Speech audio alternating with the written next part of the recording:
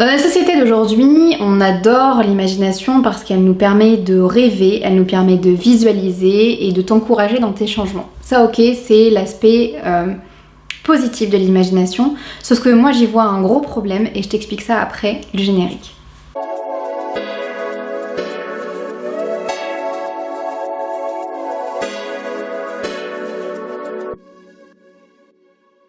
Si tu ne me connais pas encore, je m'appelle Mylène, je suis coach conférencière et créatrice de contenu et j'accompagne ceux et celles qui veulent donner du sens à leur vie en général et surtout ceux qui vivent une crise du quart de vie. Si tu as envie de savoir si tu es concerné par cette CQV pour les intimes, tu as en description un e-book qui t'explique quels sont les symptômes, quelles sont les étapes et comment tu peux la transformer en opportunité.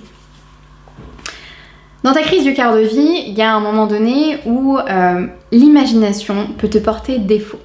Comme je disais en introduction, l'imagination, ça peut être génial si tu as besoin d'imaginer, de visualiser, de ressentir, d'entendre tout ce qui va te permettre en fait dans ton futur projet, qu'il soit professionnel ou personnel, et de t'encourager à aller vers ce projet parce que tu vas imaginer comment tu vas travailler, quel type de choses tu vas créer, comment va être la relation avec cette nouvelle personne, tu vois, enfin, tu vas en tout cas voir tous les aspects positifs et ça peut te donner un élan sur le moment d'aller vers cet objectif parce que le cerveau ne sait pas faire la différence entre quelque chose qui est imaginé ou quelque chose qui est fait dans la réalité.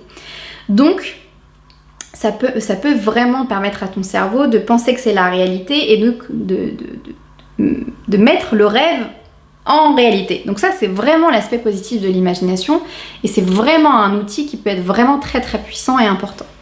Le problème, c'est quand l'imagination se transforme en deux choses. La première chose, c'est le fait que l'imagination peut rester juste de l'imagination. Ça veut dire qu'on va rester dans ses histoires, dans ses rêves, qu'on va imaginer une vie future où on serait telle personne, où on serait soi-même, où on ferait tel métier, où on aurait telle relation, tu vois, et qu'on commence à se raconter toute une histoire, qu'on imagine une histoire et qu'on vit à travers ses pensées, mais que ces pensées ne deviennent pas concrètes. Et le problème, c'est que si tu ne transformes pas cette imagination et ces rêves et ces histoires que tu te racontes dans la tête et que tu veux atteindre, mais que tu ne les transformes pas en réalité, ces histoires-là vont se transformer en frustration. Tu vas vivre une frustration constante dans ton quotidien et tu vas transformer cette frustration en colère. Cette colère va se transformer en des douleurs physiques dans ton corps, etc. Et ce qui fait que tu vas vivre ta vie en ayant cette émotion que tu ne sais plus comment gérer et tu ne vas plus savoir d'où elle part. Et ça peut partir de là, du fait d'imaginer, de se raconter des histoires dans la tête et que ces histoires ne deviennent pas réalité. Pour solutionner ça, en fait, il faut que tu puisses trouver quelqu'un qui t'accompagne pour rendre ce projet en quelque chose de concret. Donc clarifier ton objectif. Clarifier ton objectif, c'est clairement ce que tu fais avec des coachs. Donc clairement, si tu m'appelles, c'est clairement quelque chose que l'on peut faire. Ou moi, je vais te poser un certain nombre de questions qui vont te permettre de clarifier ces histoires et ces rêves que tu te racontes dans ta tête pour les transformer en quelque chose de concret.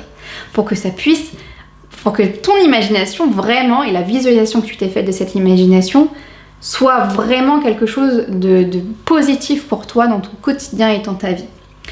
La deuxième chose et c'est le gros problème de l'imagination, c'est aussi qu'on peut fantasmer. En fait, souvent quand on imagine, quand on visualise quelque chose, on va voir que les aspects positifs, tu vois. Donc ça va être typiquement le cas quand tu vas te dire je vais habiter avec mon copain, ou ma copine, et il va y avoir ça va être trop bien, ça va être trop bien, ça va être trop bien. Sauf que arriver dans la réalité, ou pareil dans un job, tu vas te dire ouah, c'est mon nouveau job, il a l'air trop bien, ce que je vais faire ça a l'air trop bien, et en fait arriver dans ton nouveau job, tu te rends compte que la réalité fait qu'il y a des avantages et des inconvénients comme partout. Comme dans toute expérience, il y a les deux. Et pour éviter et anticiper cette autre frustration, parce que c'est aussi de la frustration d'arriver dans une réalité où les attentes que tu t'étais faites et ce que tu avais fantasmé ou imaginé ne correspondent pas à la réalité, il faut que tu puisses comprendre les inconvénients et les avantages d'une situation pour équilibrer ça et éviter la frustration. Les inconvénients d'une situation, ça veut dire typiquement pour un travail, c'est d'aller interviewer ceux qui ont déjà travaillé dans l'entreprise et ou d'interviewer ceux qui font le métier que tu vas faire dans l'entreprise. En fait, l'outil que là je suis en train de te dire, ça s'appelle des enquêtes métiers. Clairement, moi c'est ce que j'ai fait quand je me suis dit ok, j'ai envie d'être coach. J'ai interviewé plusieurs coachs pour leur poser des questions qui sont quelle est une journée typique, qu'est-ce que tu aimes dans cette journée, qu'est-ce que tu n'aimes pas dans ta semaine, et comment tu fais pour que tu kiffes un minimum tes activités.